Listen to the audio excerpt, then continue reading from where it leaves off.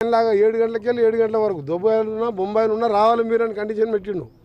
ఎక్కడ పోయింది ఆ రిపోర్ట్ చెప్పిండు ఆయన? ఇట్లా ఏబిసిడీలో కానీ బీసీలలో ఈకులో ఇంతుందని చెప్పిండా? అయినా సరే ప్రజల కోరిక మేరకు మళ్ళా కూడా సర్వే స్టార్ట్ అయింది.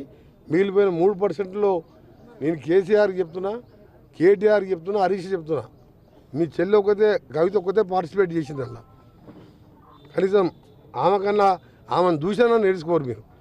అందరు కూడా మీ బంధువులకు చెప్పండి. వెల్మోళ్ళు అందరూ కూడా అంటే కొందరు పార్టిసిపేట్ చేస్తుండొచ్చు, అలా ఏబట్టి ఒక 1% రాలే. అందరూ కూడా ఫుల్ఫిల్ చేస్తాం, చట్టం చేస్తాం, అసెంబ్లీలో పార్లమెంట్ పంపిస్తాం.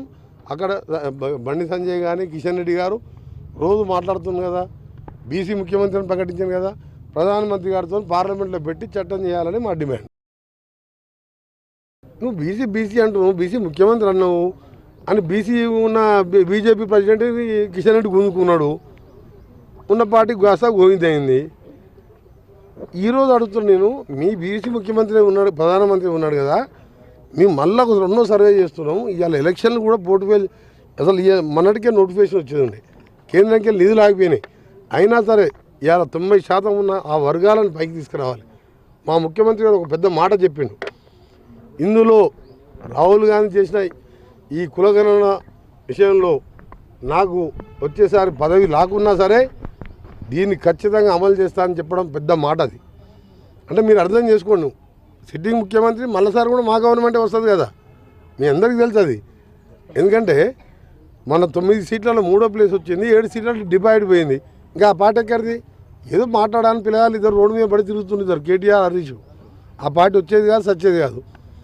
నేను ఒకటే అంటున్నా కిషన్ రెడ్డి గారిని, నువ్వు ఇవాళ ఎలక్షన్స్ ఉన్నాయో అదన్నా కాదు, మాకు ఏం ఎలక్షన్ ముఖ్యం కాదు, ఎలక్షన్లే పోస్ట్పోన్ చేసినాం, మళ్ళీ చేపడుతున్నాం, అందరూ పార్టిసిపేట్ చేయమంటున్నాం.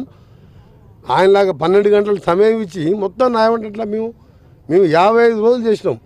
రోజు 10 ఇండ్లే ఒక్కొక్క ఎన్యూమినేటర్ 10,000 రూపాయలు ఇచ్చుకుంటూ 55 రోజులు సర్వే చేసినాం.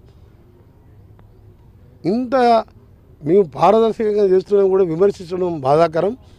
ఏదేమైనా సరే ఈసారి ఈ కులగణనతో తప్పకుండా వచ్చే 10 రోజుల స్పెషల్ సెషన్ పెట్టి తప్పకుండా పార్లమెంట్ పంపుతాం. అప్పుడు బీజేపీ వాళ్ళు 8 మంది ఎంపీలు గెలిచిన ఎంపీలు మోడీ మీద ఒత్తిడి తీసుకొచ్చి తప్పకుండా దాన్ని చట్టం చేసి ఇంప్లిమెంట్ చేయాలని మా డిమాండ్.